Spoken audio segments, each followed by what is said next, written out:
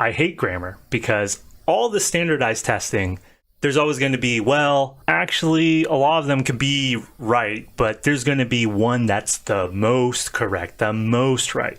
So I don't want to approach this from the textbook example because it's very possible that I'm wrong in deciphering what is the most correct thing. What we want to address is from a speaking standpoint. Yes, all of them can work. We'd better hurry up. Our coach leaves in less than an hour. We'd better hurry up. Our coach is going to leave in less than an hour. We'd better hurry up. Our coach is leaving in less than an hour. No one's going to bat an eye. No one's going to be like, oh, non-native speaker, because they used a different word choice. In fact, the only reason why it might sound off or a little bit odd is if you slow down too much. So this happens a lot of times with non-native speakers. They will get to the point where they don't have confidence. And because they carry that lack of confidence through with their speaking, that's the reason why it's obviously off. So if I say, we'd better hurry up, our coach leaves in less than an hour. Yeah, that's weird. Like, our coach is going to leave? Yeah, it sounds odd because suddenly I slow down all my momentum. If I ran through, we'd better hurry up, and then suddenly I stop and get choppy with that last part, that's what messes it up the most. But if we had to go through this, if I'm making an attempt to be the most correct and most accurate, I would say that we'd better hurry up, our coach leaves in less than an hour is the most wrong one. And the most right one is, we'd better hurry up, our coach is leaving in less than an hour. If you go into that link, a lot of people give their insight. What I would recommend is, if you find an explanation that makes sense to you, take it. If I want to draw a parallel to fitness and exercise and health advice, for example, is you could be studious. You could be a good student. You want to get a wide variety of opinions. But what will happen is if you listen to everybody and everything, you're going to stress out. You're going to get overwhelmed. You're going to get frustrated, and you're probably going to give up because you can only process so much information at a time. So I would not read all the answers in that thread. I would click. If you want to go through the top ones, if you want to avoid the top answers and go to the bottom, yeah, pick a couple. If you want to stick with my answer, oh, hey, that's nice of you, but you're under no obligation to do so. Even without explaining this further, something about this, the way I'm reading it, hey, we'd better hurry up. Our coach leaves in less than an hour. Oh, yeah, I hear it. I feel like this is wrong. We'd better hurry up. Our coach is leaving in less than an hour. I didn't even explain anything yet. Something is clicking for you? Stop the video. Don't watch anymore. That's good enough for you. That's how you should proceed with this, especially if you're not taking the TOEFL or the TOEIC. You're just trying to learn to navigate conversationally. Build up your intuition in that way. Because I promise you, especially with this grammar point, there's going to be some times where there is absolutely, definitively, very clear broken English phrases that you cannot be using certain verb conjugations and word orders and structures that you have to use. But in this case, this one right here, leaves, is going to leave, is leaving, all of these sound fine. Don't stress yourself out over this one. But for this video, for the stream, for what we're going to do, one thing that I did not see mentioned in that thread that made sense to me, that part of the reason why I want to put this video, because no one else is talking about this, is the concept of modal verbs. So going back to this, had better. So we'd better, that's shortened of had better, we'd better, hurry up. And a modal verb, other ones that the most familiar one probably is going to be should.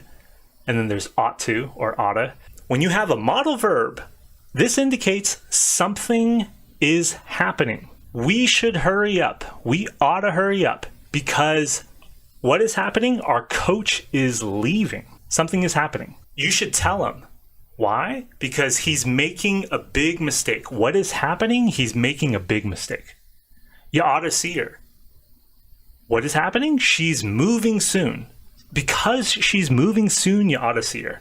Because he's making a big mistake, you should tell him. Clicking in that way, that makes a lot of sense. We can argue, okay, like this is going to happen versus something that is happening. That's the main nuance and distinction between B and C right here. On a casual conversational level, they both make sense. Nobody's thinking this in depth at it. But because we're talking about grammar, because this is what grammar forces you to do, to overanalyze the wrong things, that's what we're doing for this stream. So, again, the modal verb, that's what's happening in this situation. Something is happening. Like, I don't know if that's more confusing with what I said right there. The modal verb, because something is happening, something is happening. So again, you should tell him because he's making a big mistake. Because he's making a big mistake, you should tell him. That's what's happening.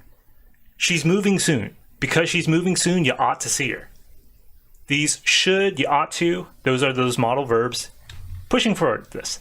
Now, as I was typing up this example, we do have an exception, and that's the thing that sucks about English. There's so many exceptions every time, like you feel like you have a grip and handle and understanding of something. But I think you should be able to follow this along. You, that's the second person, right? Him, third person. You, second person. Her, third person.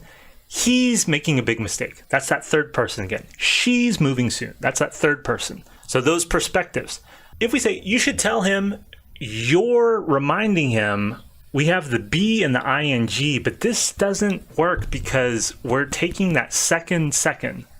So you should tell him, you're reminding him, something sounds weird here. This doesn't work. You ought to see her.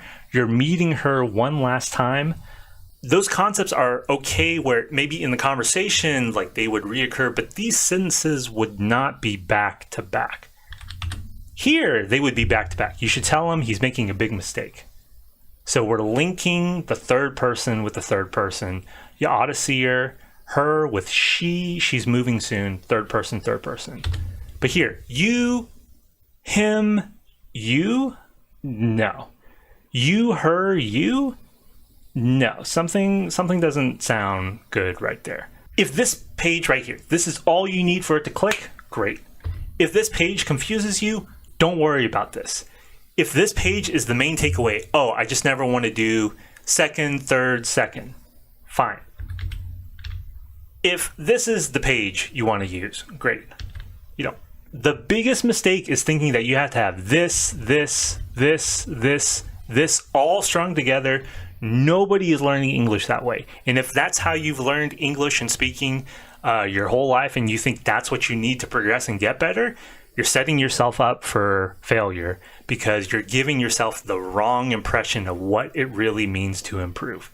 The reality is getting as many little pockets of things that you can pick up from time to time and forgetting them, because being an adult, when you have other responsibilities, jobs, kids, families, lovers, ex-lovers, you're going to forget things. The next time you have to remember something, it will become even easier, okay? So accept that you're going to forget it. Treat this as just as an introduction. Part of the reason why I like shorter form content is because it's easier to rewatch, you know? Like, it sucks when you forget. It sucks when you've covered it multiple times, but that's also part of the process. And the more that you can get acquainted with, hey, I'm exposed to it, I'm going to review, I'm going to forget. Maybe you review it regularly. Maybe you're not going to rewatch it again till half a year later. That's fine. And then the last point, just like we were talking about candy before, what is the real conversation? So if we step away from the grammatical aspect of this, we treat this like a conversation. Why are we late? Where are we going? Who are these people you're traveling with? You know, like, because you're late, you never want to travel with them again. Was there a good reason why you're late? Like, what is this context and predicament? Why we got to hurry up? Why weren't we there early? Or maybe the person we're talking to over worries. You know, less than an hour, we're only 5 minutes away from the train, maybe. So why do we got to rush? Why do we got to hurry? Maybe there's other circumstances going on. That's the real conversation, right? Not this super zeroed in, honed in grammatical aspect. So always make that distinction. If you're taking the TOEFL, if you're taking the TOEIC, if you're doing any other kind of English standardized testing prep, this sucks. I feel for you. I hate this. Most instructors hate this also, and you'll see that in that Reddit thread.